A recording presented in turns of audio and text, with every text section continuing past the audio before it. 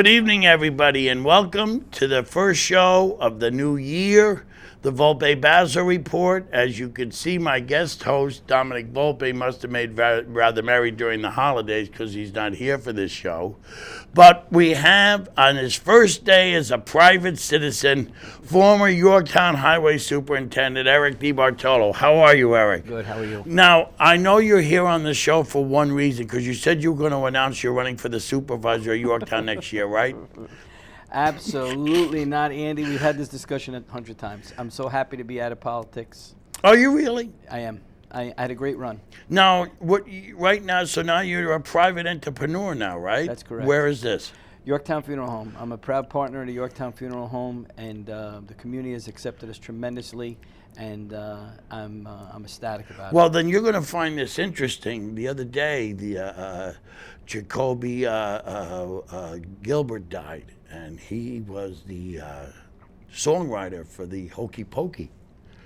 And when they were laying him out for the wake, they had a problem. Because, you know, they put his left foot in, then they put his left foot out, then they put his right foot in. Some things will never change, will they, Mr. So Bazzo? I was wondering if you would have handled that one different with somebody like that. You're a nut. No, anyway, so now, I know you want to say something to the people that work with you, although you were with the highway 16 years. 18. 18. With the town of Yorktown, 25. And now all these people that worked with you and under you all those years, what would you like to say to them for all these years they gave you? I'm talking about, because you couldn't have done it alone. And you know that, and I know that, and you said it 1,000 times. Let me tell you. Let me tell you. Tell them. I've had a great run. Right. I've had a phenomenal run with the town of Yorktown. I couldn't be happier about how we did things, where we took it from when I started. You had a good staff, a good employees. And it's all about the people around you. Because you couldn't have run every truck by yourself. Absolutely not. That being said, I had a core group of people that are second to none. My assistant, I call her my assistant. She was my right hand. I won't call her a secretary, Ann Anderson. You can't get anybody. Ann started with me in 1993 when I was in the fire department. She was my chief's aide. At that time, I was assistant chief. And 1996, I became fire chief. And I said to her, I became highway superintendent. Just let me hold on 1 second, because now you're a fire investigator, right? No, I retired. You retired from that too? Yeah, I packed that in. When I lost Blaze 2 years back, right, I remember. It was awful difficult to start still going to do fire investigation. So I felt I wasn't doing it like I should be doing it. So I resigned from the team, from the CNO So team. you weren't measuring up to your standards. Exactly. I wasn't doing. Okay, so back to your right hand.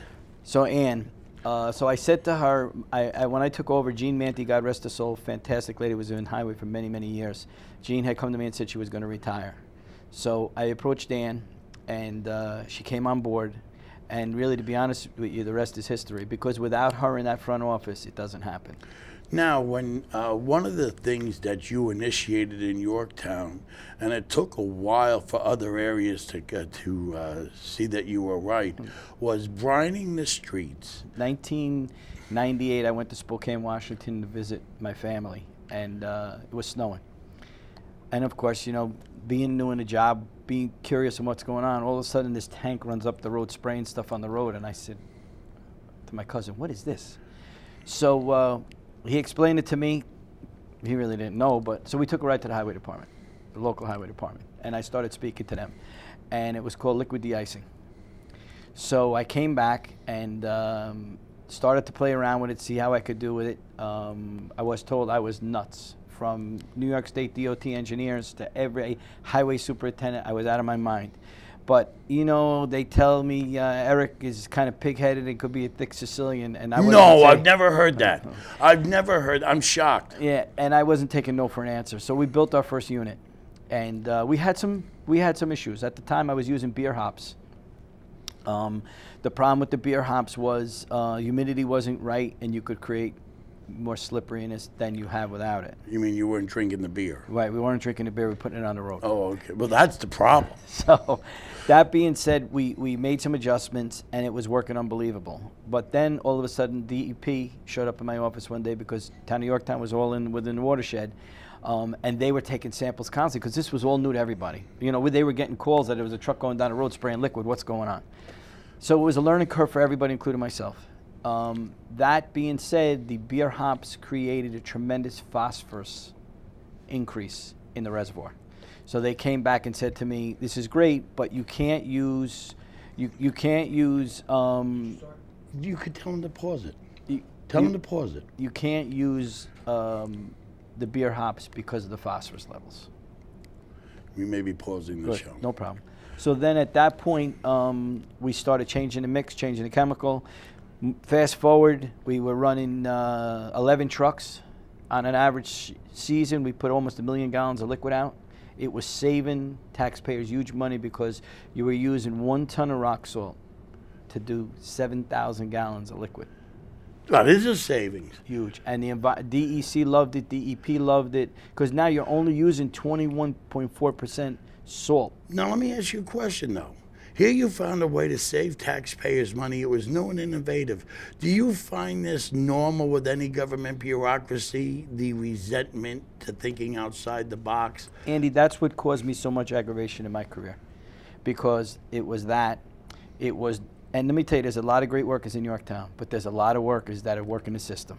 That's any system. You got that with any government bureaucracy. but You let me- read it. I but- mean, but let- it's just in a smaller area, like a town But or a when you- municipality. It just sticks out more. But when you love what you do and you know right from wrong, and you have employees in certain departments, okay, in the town of Yorktown to this day that I'm talking to you, okay, doubling their salary with overtime unnecessary. Wasn't that your argument for the Department of Labor Yeah, and Relations? And you were able to weed out a lot of this. Right. So Now- now answer me this. You did save them. The argument is anywhere between 300,000 and $1 million. It doesn't matter. Nobody ever said you did not save the town money. Even your biggest detractors never said you did not save the town money. It was just a matter of how much. Why in God's name, when everybody still talks consolidation and all, why, and you proved that you could say, is again thinking outside the box, running up against the government mentality, why did they do, in fact, the people that voted for it, other than Nick, voted to disband it. And I'm going to tell you, it's very simple. You had department heads that were fearing they were going to lose their jobs. You had employees. Rightly fearing or imaginary fearing? No, rightly fearing, because Okay. now all of a sudden they were showing up at 10 o'clock, going home at 2 o'clock in the afternoon. Now all of a And sudden, working a full day. okay, not working a full day, getting a full salary. Now all of a sudden, their employees that weren't working had no choice but to work. We had people from water, line and soccer fields. We had people from the parks department helping the water department. Everybody came together. What happened was then all of a sudden you got this momentum of some employees that said, wait a minute, we're working more than we ever did. We don't like it. So they start to squawk. And they get the ears of a few people that were going to get elected. And then the snowball starts to run. But there's one thing, Eric wasn't backing down. I didn't care. I know that. All In right, fact, we took out 21 employees. We didn't fill positions in 21 employees. Dropped the numbers, contrary to what one individual that was the supervisor of the town could say. Dropped the numbers, made it work, built a huge ball field. well, that's what I'm saying. Didn't your point get proven and driven home to that supervisor when they had to come back to you to finish the legacy fields? Most definitely. Because they couldn't get done? And you know what? Because you needed the coordination of all those different parks, highway, what else? It was parks, highway, water, sewer. Right, you need conservation, all that central garage. coordination, and you had to take over that Andy, let me tell that you- position temporarily, and I know it's stuck in their craw, but it couldn't get done me without tell a you. single coordinator. Simple one, very simple. Central garage. 1 mechanic in water, 4 mechanics behind the police department, 5 mechanics at the highway department. We brought them all together. Everybody's lifts, everything came together. Everything's working, right? We didn't need 3 tire machines. We didn't need 5 welders. We brought it all together, brought it under one roof.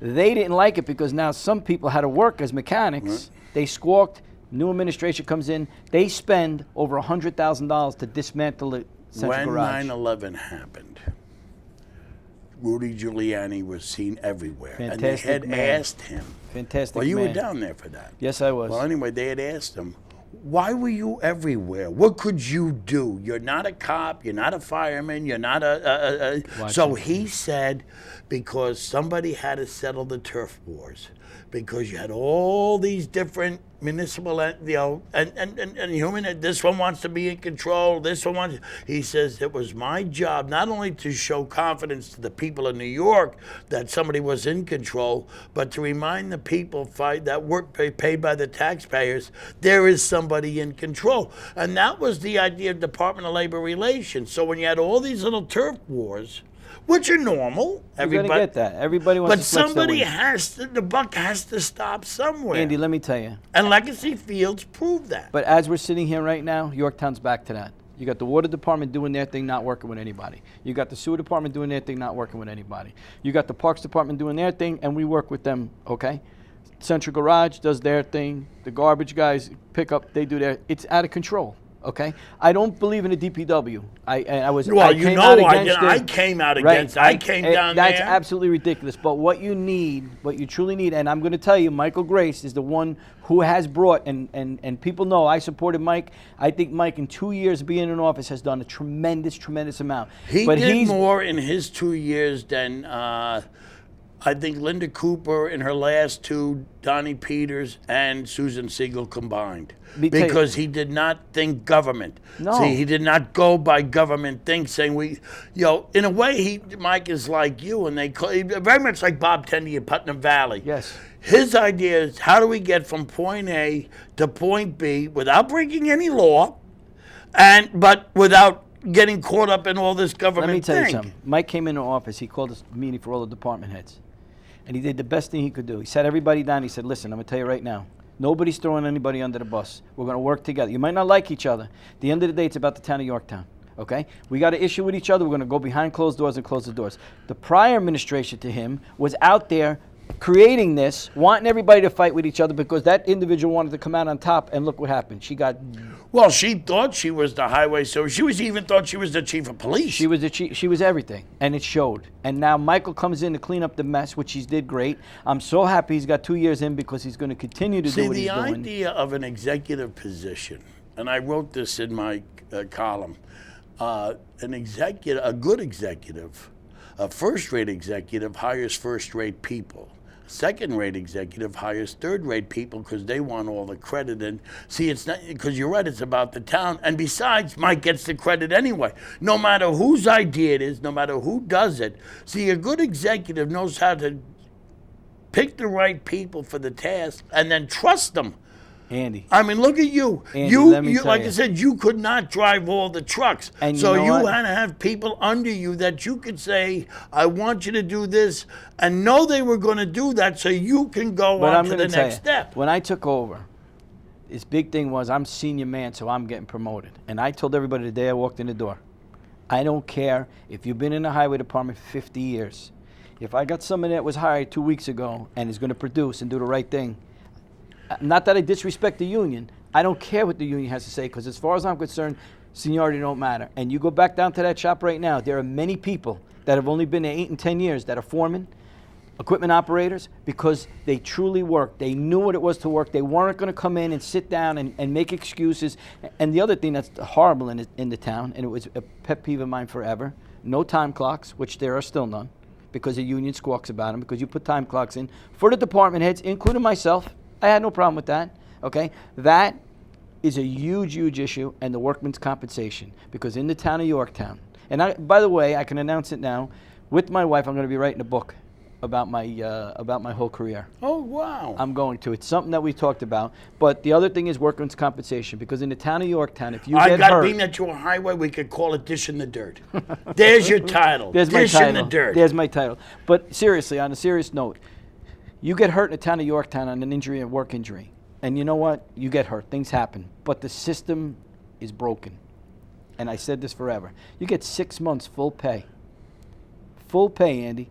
State of New York had this issue for many years. And what they did was they said, you know what? You'll get full pay for 1 month. After that, you go down to 40% what the state pays. Do you know their workman's compensation cleared right up? You go to the town of Yorktown and walk through the door and pull up workman's compensation record, you hurt your thumb. You're gone for 5 months and 3 weeks and 2 days, and mysteriously your 6-month light's going to come on and you're back to work. Okay?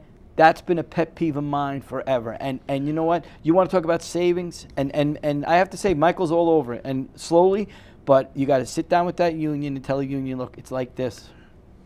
No more. Now, you just mentioned your wife.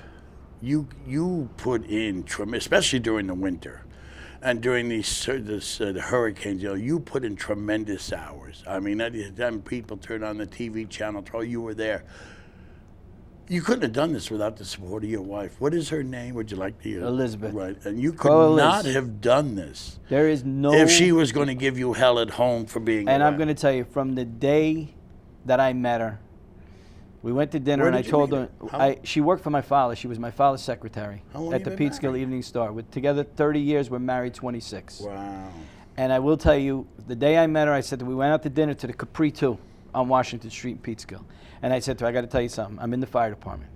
And if you could accept that, I just became a lieutenant. I said, if you can accept that, I'm good. If you can't, I understand. I said, and that involves, and she's been left at restaurants. She's been left in movies. But Liz has always been a person that supports me. She's my rock. She's my core. That's what Well, it I is. know It's the all bottom about line. that. You were at my wedding last year. And it was a great time. 26 years we were together before we got married. But Yeah. you know damn well I could not have done anything I've done. Well, listen, without Tommy, we don't even have to go there because you know that. That's your rock. Tommy's the one that keeps you on the straight and narrow. Thank God sure. for Tommy. Oh, sure. But that being said, it was never a question. She would come out and plow snow in the trucks just to take a ride, okay? It was never, and you know what? No matter what it was, she always had a smile and it didn't matter. And so you know what? Starting the first of the year, I'm starting a new life. You know, it's great. I'm looking forward to it. I was so fortunate. Just because being that you've never been controversial, I think it's time you have been. They got the big controversy about moving highway. It's the best thing they can do. You believe in this? I believe in it. When it first started coming up, I sat with Michael Grace. We did the numbers. They did But what's the reason for moving it? Why? Andy, What's wrong with where it's there? two things. Okay. One, the building is inadequate for what you want to do. You Okay. need a wash bay. You definitely need a wash bay.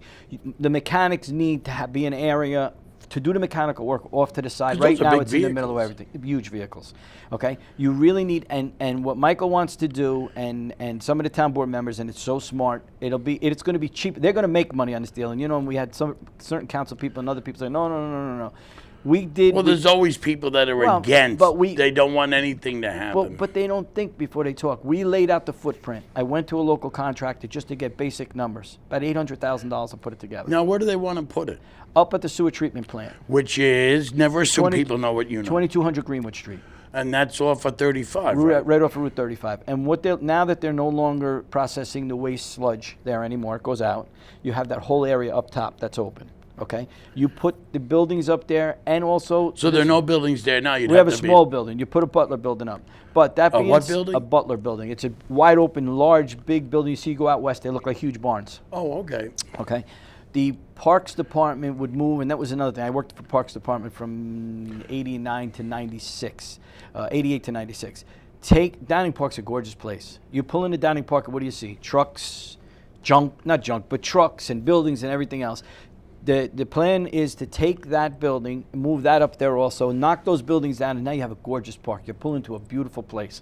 And all those trucks are always left outside. All the equipment is always left outside. By doing this move, everything goes underneath the roof. No, but what isn't the one main objection is what's underground? And you know that's what? the tree hug, because Well- I'm sorry. I mean, you know. No, it's people that don't know, Andy. No, but I'm in you know where I live, in Shrub Oak. Yeah. They had gas pumps there. They pulled out. You didn't have to go through nearly the garbage Listen. that you have to go through now, because there might have been a little spill of gasoline. Well, I ain't killed anybody yet. Well, I'm going to tell you what, and this is the game. Right away, when they don't want to do something, they bring in the The environmentalists. Corps brings out. I don't want to call them tree huggers, but the ones Now that they're tree huggers. I'll call them that. All right. Well, tree huggers. I'm agreeing with you. Yeah. Tree huggers. But they're against everything. They're against Costco. They're against state land development. They're against everything. And then you get some of them say, oh, you don't understand. Listen, my parents moved here in 1950. Underhill Road was a dirt road. Okay? Where I used to ride my motorcycle, people have their houses. So when they start telling me about this, you know what? Stop. I had this argument with one of your favorite longtime councilmen, and I said, wait a second, my family came up here in 49. So that's it. Where you live was all farmland. How would you like it if people like my family said, "Oh no, we're not building"? That's exactly right. I said, what bothers me, and I talked to Tommy about this and everybody else. You've got a group of people that have theirs, And they don't want nobody and else to have nobody it. else should have. And look theirs. where that group of people come from on the map in Yorktown.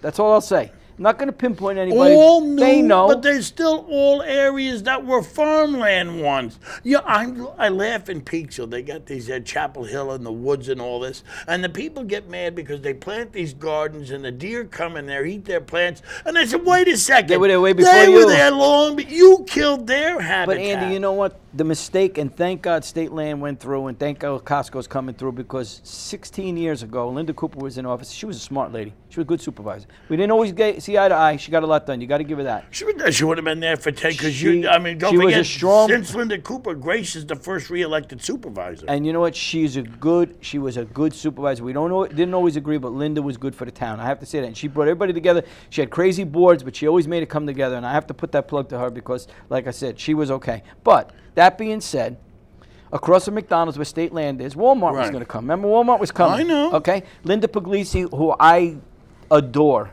smart woman. She is. Okay? Sat there and said, Yorktown's fighting. Walmart, come to Cortland. I know, So but- now what do but we the have? funny thing is, But Andy, what do we that- have now? We have all the traffic that everybody's screaming about, traffic on That's right. 202. They're getting all the And revenue. 6. They're getting all the revenue. And the sales tax. Don't Thank forget you. in Westchester, the sales. I talked to Michael Grace about this during the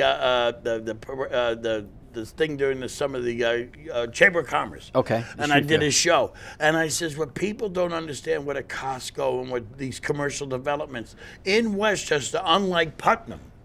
The communities It's back. get the sales tax right. Nobody taught, and I don't think people emphasize this enough. Officials emphasize this enough when they're arguing about for commercial development.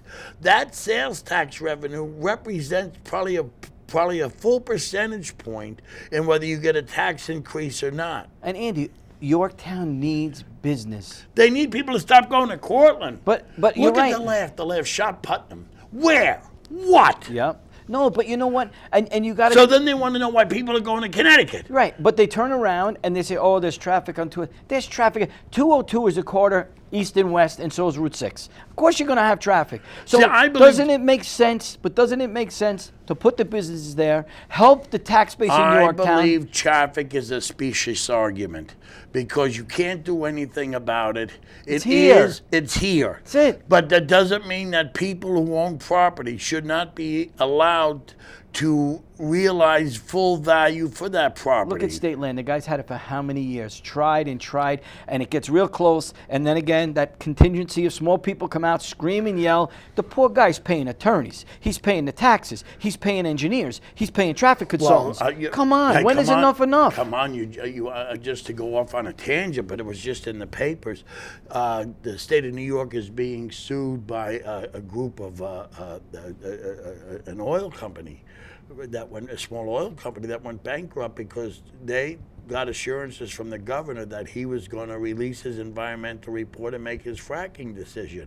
And now they've sat on the report, even though the initial report said it was safe, but Cuomo trying to look for re-election has stalled the report coming out. So now this company went bankrupt. How long these are private people. They're not a government. They can print money. Right. The well runs dry. That's right. I mean, look at I know, and even with the open space, what do you do with it? You got the golf course. Yorktown gets it for $1. You had a perfect concession stand there that, in my opinion, when they were talking about a standalone senior center, you had that was going to be because all the restaurant equipment was there, the parking was there. That would have made the perfect senior centers because then you would have had the private lands for walking. You didn't need to have any kind of, but that was the perfect location. And what did they say? It's floodplain. It flooded in Hurricane Floyd once. Other than that, it's been fine. It was a golf course forever. That's right. It was a golf course forever. Now all of a sudden you get one person on the board to stir up that little group again, Right. and here we go. But that would have been the perfect place, and I wasn't even in favor of a standalone senior. But look at that building in the Trump thing, the big argument with that. And that's another I remember when Bianco was running for supervisor. I'm tearing down that building. It's a $2 million building. Why are you going to tear? I don't really care.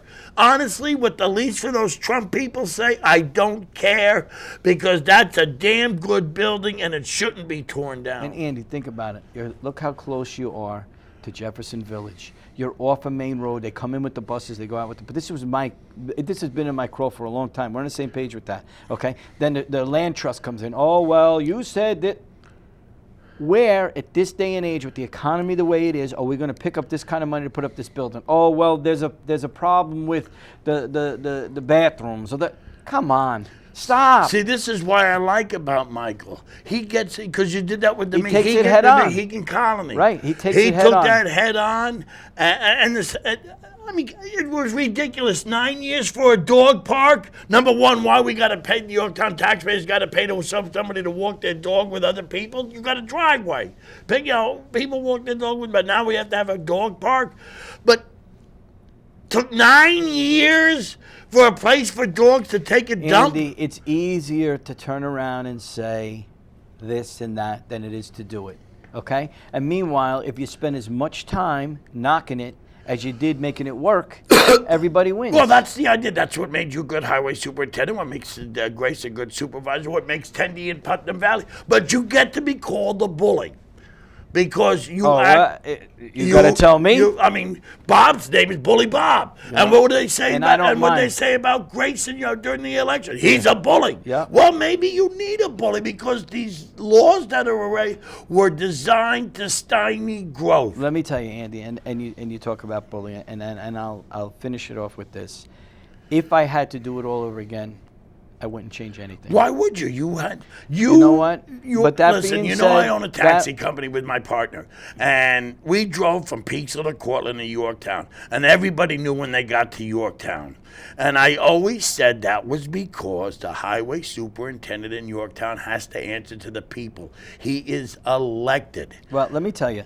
Okay. You got 1 minute, so the 4 years that we just went through, that I came out of with all the craziness and all the stuff in the paper, and I had my enemies coming at me with everything they had, and that was okay. The greatest thing that I have now is people walking up to me saying to me, "We're in trouble. We're in trouble because you're gone. What are we going to do?" And I tell them there's a lot of talent. That's what I mean. I think people should give everybody. Right. I wrote this. But it's so nice, and let me just tell you, it's so nice for them to come up and say thank you for what you did. That's right. We remember, because 18 years is a long time. There's a lot of people that live in the town now that weren't here when I took over. And you know what? Whoever you were allowed to do your job, and now they got to allow the new guy. No matter how you feel. No, you got to let. They got to support him. You're not electing the next Eric.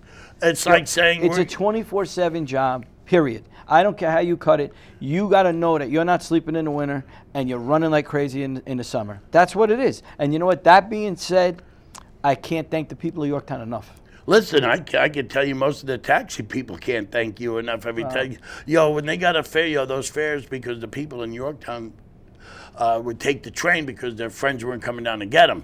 They were happy to once they hit Yorktown. Listen, we're done. Eric, thank you. Andy, thank you very Good much. luck on your business. Thank you. I assume you'll be the last one to let me down.